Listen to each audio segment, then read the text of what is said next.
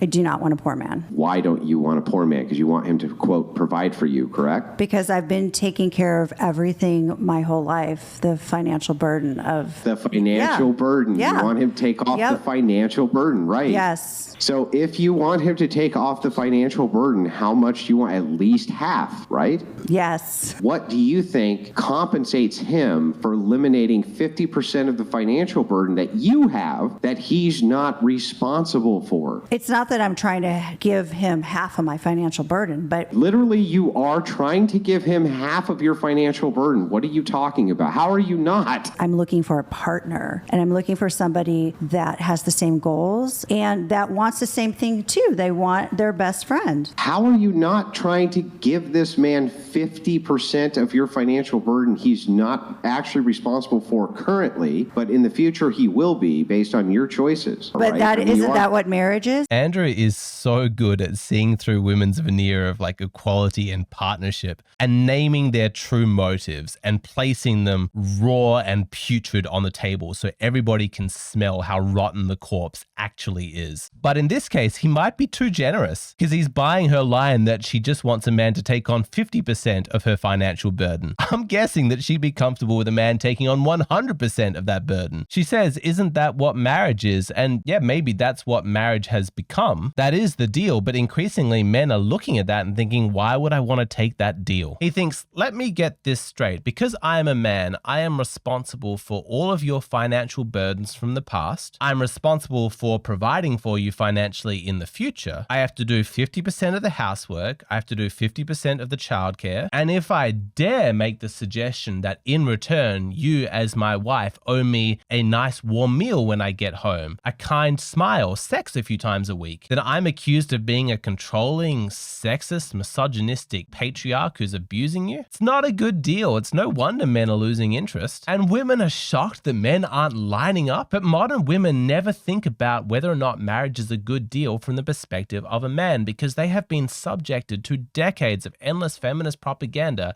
that tells them that they are the only ones who are important. They need to think about themselves. So they are convinced that it is empowering, that it is a woman's right to expect a man to provide everything. So much so that the very first time that some of these women are exposed to the notion that a man might want something back in return, it breaks their brain. Oriented or not, because the truth is a person's going to stay with you based on your actions. Yeah, Diana, but here, this is the part where accountability comes in place because females hold the key to sex and men hold the key to commitment and marriage. You're not going to get those things that you want in a man if you don't operate in a sense of what that man wants in you. I do. Diana. How would you know? Now, your own reality tells you that because they're not giving you that commitment. Okay, ladies and gentlemen, it looks like Diana may be leaving. Are you leaving, Diana? Diana, come on. I was literally almost crying about this stupid piece of garbage, and now you're basically telling me that it's Let's my talk own about it. fault. It's all about taking accountability. Let's talk about it. Understand, accountability is not a human invention. It is not a luxury that we can just choose to apply or ignore. It is woven into the very fabric of this universe. On a hot day when newly planted seedlings shrivel and die, you don't blame the moon, you blame the sun. The sun is accountable because it had the power of heat to destroy those plants. If there is a raging storm with lightning and thunder, and one of the lightning strikes starts a forest fire, you don't blame the thunder, the noise for the ensuing damage, you blame the lightning. That which has the power has the accountability. But feminism has attempted to disrupt this universal law, holding men responsible without granting them any authority. You cannot do that. That is a violation of natural law. Authority and responsibility are inextricably woven together. To modern women, the idea of submission is horrific. No way would they allow a man to take charge of their relationship. But at the same time, if anything goes goes wrong, he is guaranteed to receive the blame. What kind of a deal is that? Why would any man agree to take responsibility for something that he has no authority over? In your job, if your boss came to you and said, hey, would you like to be responsible for this team project? Do you agree to accept all of the blame if anything goes wrong? But at the same time, you have no authority over the other team members or how this project is managed? No one in their right mind would sign up to that. It's moronic. Yet this is the dynamic that men are supposed to stomach in their personal relationships. If men are going to accept any degree of responsibility inside a relationship, it must be paired with authority. That is natural. That is how the world works. And yet feminism has painted the male desire for female submission as though it is evil and controlling. Any man who dictates the behavior of his girlfriend is abusive. Have y'all ever noticed that a guy can decline an invitation of going out because his girlfriend won't let him, and then everyone understands? But the second a girl declines an invitation because her man won't let her go out, everyone gets concerned.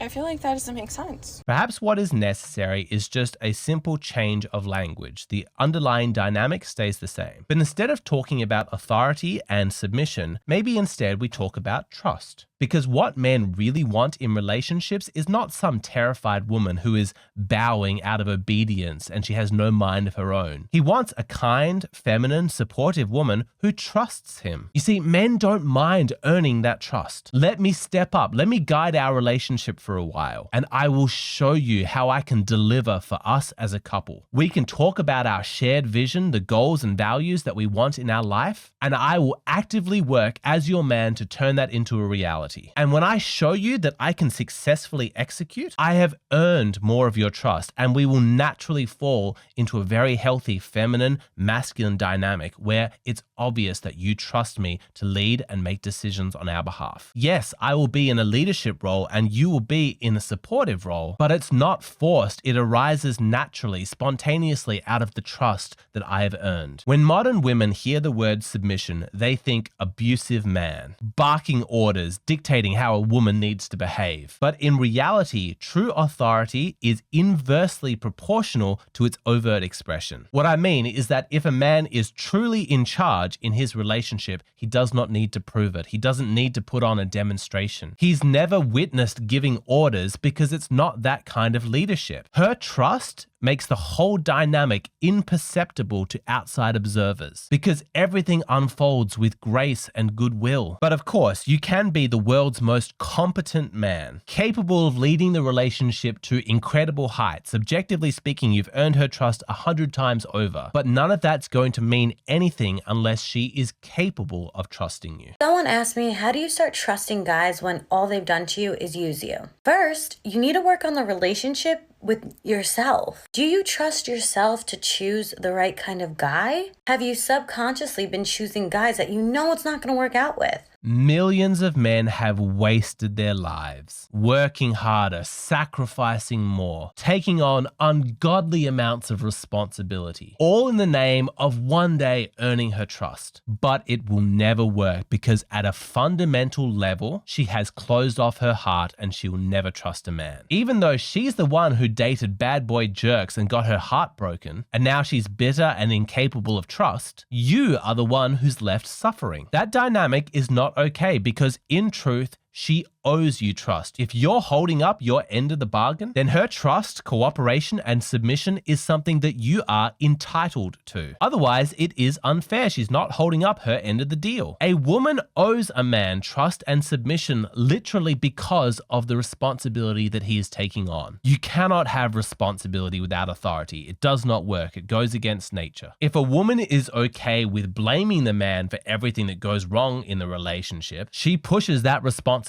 onto him, then it is her duty to support him and to let him lead. If she wants to be uncooperative, to undermine his efforts, to do her own thing, then she must understand that if it all comes crumbling down, then she is the one, not him, who is accountable. She has nobody to blame but herself. Women, you need to stop being scared of the concept of submission. You have been subjected to a very intense propaganda campaign that tells you that you submitting to a man is the equivalent to him abusing you. It is the exact opposite. To submit to a man is a flex. To say, I trust my man, I follow his lead, isn't something to feel guilty about. It should be a source of pride. I am such an amazing woman that look at the quality of man that I was able to attract. An intelligent, caring, responsible man who has proved to me that he's capable of leading our relationship. He has earned my trust. Yes, he has authority, but he deserves it. It comes hand in hand with the responsibility that he's taken on. Because without that authority, why would he do anything for me?